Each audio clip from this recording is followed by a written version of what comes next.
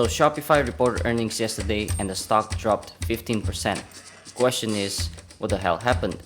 In this video, we'll do a deep dive on Shopify, analyze its recent earnings, and find out whether we should shop the drop.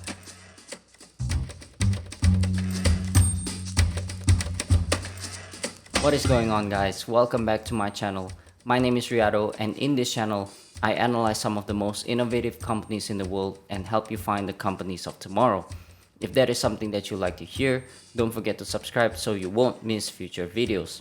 Also, if you like to read the article version of this analysis, you can find the links to my articles in the description down below. With that said, let's get started. So Shopify was founded in 2006 when co-founders Toby Lutke and Scott Lake came together to open an online store for snowboards called Snow Devil. At that time, there were no real solutions that will enable them to launch an online store easily, and so they decided to work with Daniel Winen to come up with their own solution, which is Shopify. So, in a nutshell, Shopify is a vertically integrated e-commerce platform building the internet infrastructure. It enables merchants to set up an online store which supports a multi-channel front end and single integrated back end.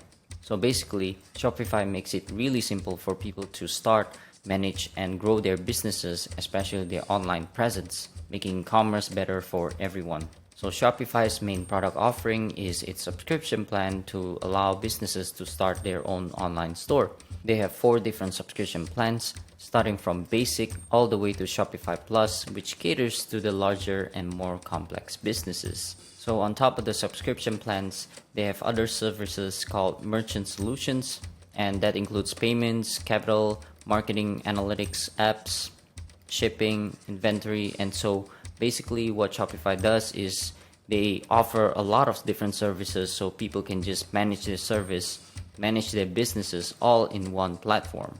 Shopify is also expanding aggressively into fulfillment and inventory services, where they acquired 6 River Systems as well as Deliver most recently. So Shopify acquired Deliver for $2.1 billion, and basically what Deliver does is it provides ultra-fast fulfillment for fast-growing merchants through a variety of channels including Facebook, Shopify, Walmart, eBay, Instagram, and so on. So getting started in Deliver is very easy.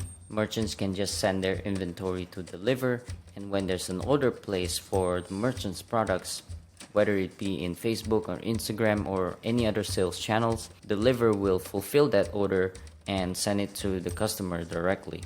As you can see here, the acquisition of Deliver enhances Shopify's fulfillment network to make it an end-to-end logistics platform, offering supplier, freight, distribution, and fulfillment center services, so they can handle all the order fulfillment for merchants. So turning to the market opportunity, Shopify estimated that they have $160 billion of small to medium business total addressable market. Of course, the size of the market opportunity expands as the company reaches those larger brands. It is also worth noting that Shopify has been in hyper-innovation mode as they keep launching new products and services, as you can see here, which should expand their TAM as well. And according to insider intelligence, the e-commerce industry is expected to be valued at $5.5 trillion in 2022, and it should grow to $7.4 trillion in 2025. E-commerce penetration is only 20.3%, and it is expected to grow to 23.6% by 2025. So I think there's a lot of room for growth for Shopify. So turning to the growth of the company, Shopify has been in explosive growth mode over the last few quarters. However, growth has been decelerating very sharply. As you can see, revenue growth exploded in the early days of the pandemic, and then it just decelerated all the way to just 22% growth rate in Q1. Revenue only grew 22% in Q1 to $1.2 billion because of very tough year-over-year comps. As you can see here, it grew by 110% in 2021 Q1 last year due to government stimulus and lockdowns, which encourages people to spend time and money online. Now let's take a look at the different revenue segments for Shopify. Subscription solutions revenue only grew 8% to $345 million, which is very disappointing.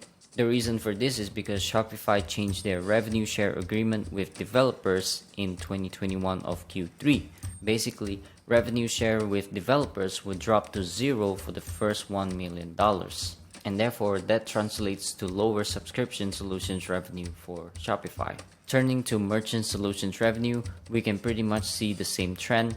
Revenue for the segment exploded and then it decelerated to just 29% year-over-year growth rate in Q1. This is primarily due to higher gross merchandise volume processed in the Shopify's platform. Shopify grew GMV by 16% in Q1 to $43 billion. The slowdown in growth, as you can see here, is due to tough year-over-year comps, reopening of the economy, stimulus, and lockdowns. So Shopify payments make up the bulk of GMV as well as merchant solutions revenue.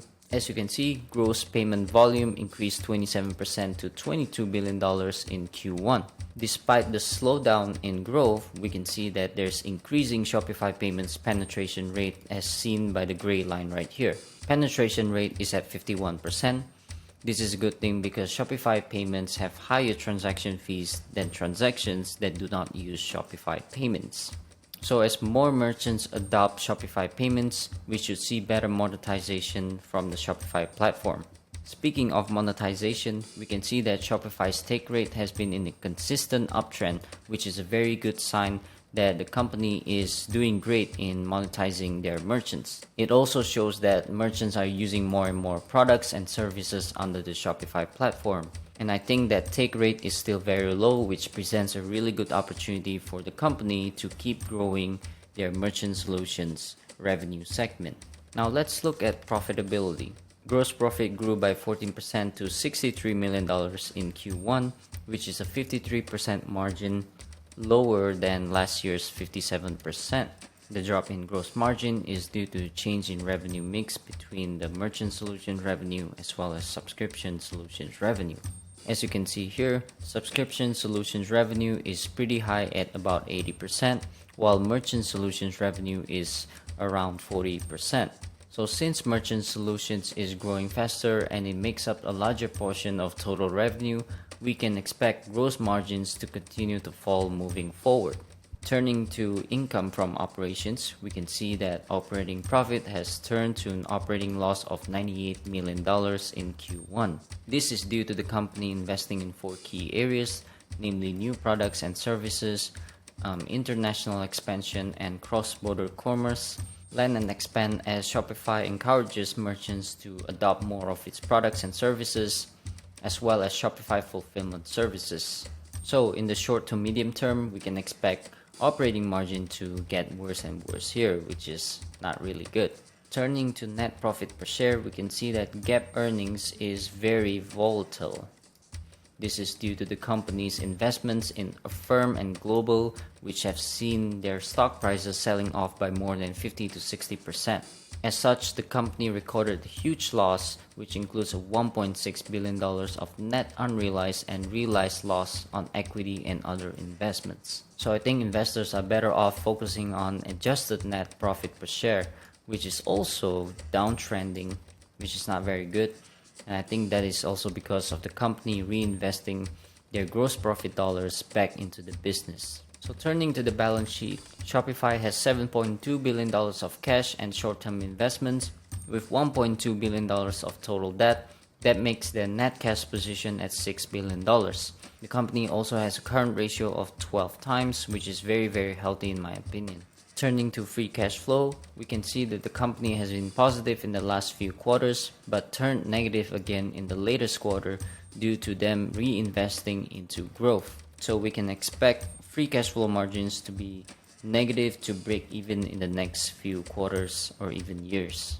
Now in terms of outlook, management did not give us any guidance. However, they gave us some input into what the next few quarters or years will look like. So for 2022, management expects year-over-year revenue growth to be lower in the first half and highest in the fourth quarter of 2022. This is due to COVID-triggered acceleration of e-commerce in the first half of 2021 from lockdowns and government stimulus, which is absent in the first half of 2022.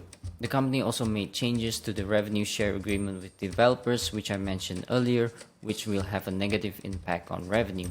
And lastly, the company expects commercial initiatives and sales and marketing investments to gain momentum in the back half of 2022. The company also expects subscription solutions revenue to continue to grow as merchants around the world joins the platform. Merchant solutions revenue is expected to grow to be more than twice the rate of subscription solutions revenue year-over-year growth rate. And because merchant solutions revenue has lower margin than subscription solutions revenue, we can expect gross profit dollar growth to trail revenue growth. And that means lower gross margin overall. The company also plans to reinvest all of the gross profit dollars back into the business, so we can expect negative margins throughout 2022. The acquisition of Deliver is also expected to be dilutive to operating margin this year. The company is also increasing capital expenditures to $200 million and stock-based compensation to $800 million. So we can expect really a lot of cash flow movement in the company, and there's going to be a lot of negative margins moving forward. But I think Shopify has great management and they are great capital allocators, so I expect investments today to pay off in the long run. Based on my research and analysis, I think Shopify has 4 different competitive moats. Firstly is technology. I think the company is the go-to e-commerce platform to build your online store.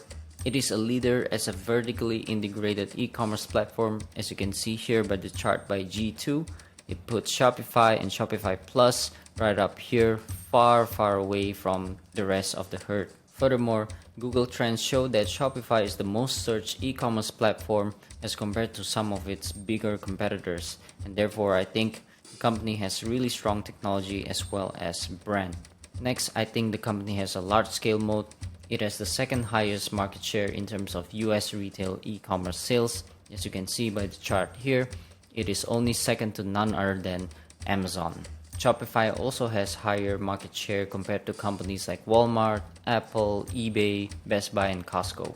The company has 2 million plus merchants across 175 countries. It has also 14,000 plus Shopify Plus merchants, which are the larger brands. So with a large scale, I think the company also have a network effect mode. The company has 40,000 plus partners. It has 8,000 plus app integrations. And also it is partnered with Spotify, TikTok, Facebook, Walmart, Google, which all have their own network effect modes. So I think there's a flywheel effect here that makes it a really strong platform. And last but not least, I think the company has high switching cost modes.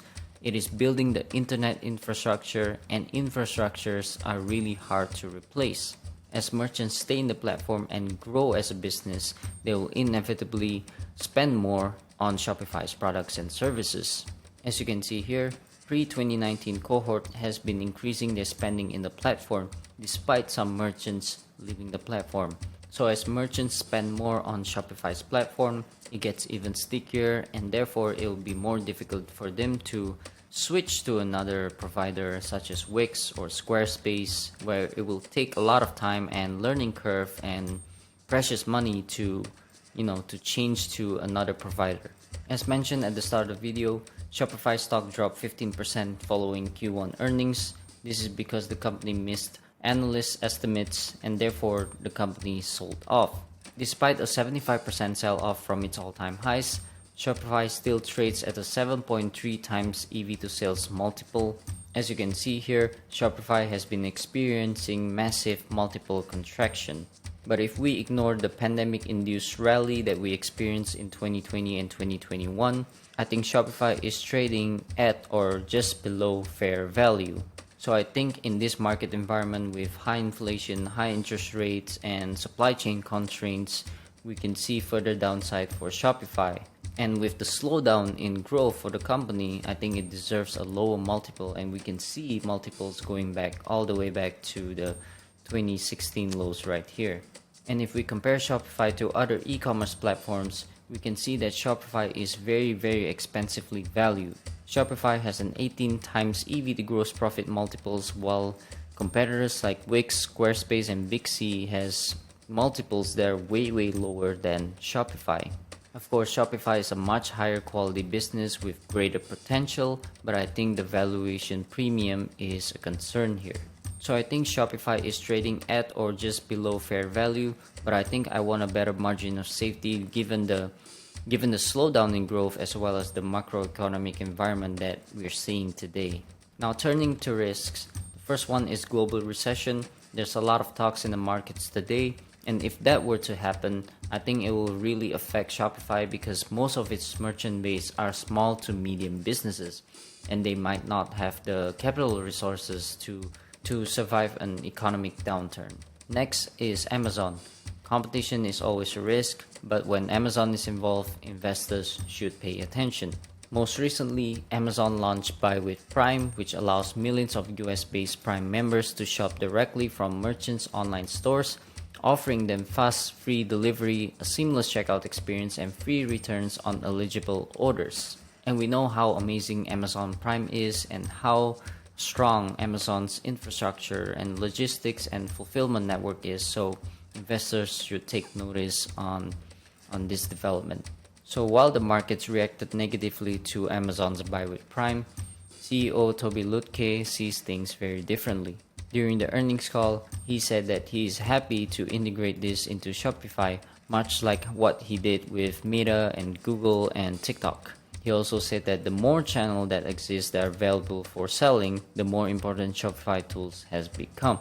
And he ends with, you know what, Amazon Buy with Prime is actually good news for us. And I think that is actually true with all the integrations, whether it be Amazon, whether it be PayPal or Meta or Google. I think it will be a net positive for Shopify overall. And last but not least, one of the major risks is WordPress. So as you can see here, WordPress has a market share of 64% compared to Shopify, which only has 6.5%. However, do note that Shopify is specialized in e-commerce while WordPress caters to all types of websites. Therefore, it may not be an apples to apples comparison. Nonetheless, we can't ignore the fact that WordPress has a substantial presence in terms of websites built with it. But I also want to point out the fact that Shopify has been growing the fastest and the most since 2014, growing from 0.3% to 6.5% in terms of market share. So that shows that the company is really scaling rapidly.